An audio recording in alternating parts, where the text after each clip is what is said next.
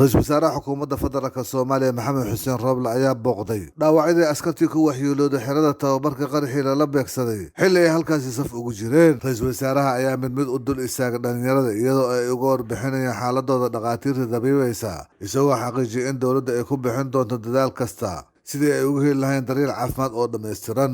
Sidoo kale ra'iisul wasaare maxamed xuseen roobel ayaa sheegay in shacabka Soomaaliya iyagoo isku duuban ay ka guuleysan doonaan maantana la joogo xilligii loo midoobi lahaa si looga sifeeyo guud ahaan geyiga Soomaaliyeed. Wuxuuna ra'iisul wasaaruhu tacsi u diray ehelada iyo qaraabadii dadka ku shahiiday weerarkan ka dhacay xerada tababarka ciidanka.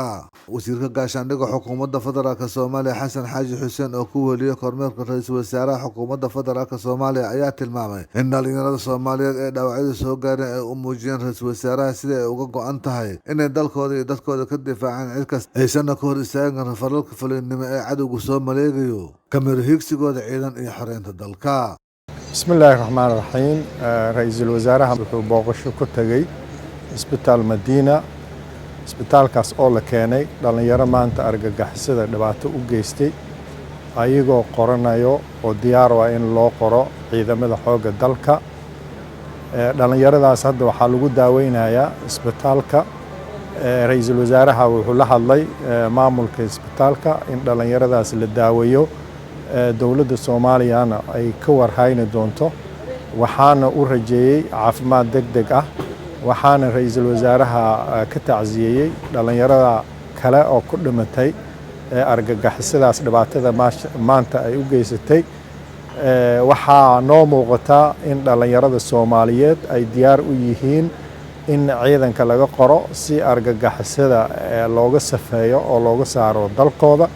waxayna noo sheegeen dhalinyaradii soo dhaawacantay inay diyaar u yihiin ciidamada xooga dalka inay ku biiraan haddii ilaahay caafimaad degdeg siiyo.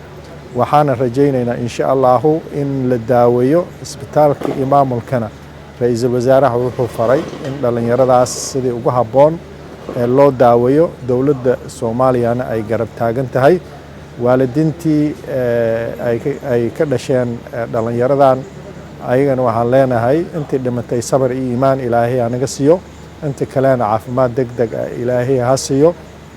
dowladda Soomaaliyeed iyo wasaaradda gaashaandhigga guud ahaan waxaan diyaar u nahay inaan dhisno ciidanka xooga dalka si dalkeena uga safeyno oo ugu saarno argagixisada iyo dalkeena inay ammaankiisa guud aan sugno. marka run ahaantii booqashada ra'iisul wasaaraha waxay aad iyo aad faa'iido u lahayd in dhalinyarada moraalkooda kor looga qaado iyo waalidiintii dhalinyaradaada ka dhalay iyo ummadda Soomaaliyeed guud ahaanba.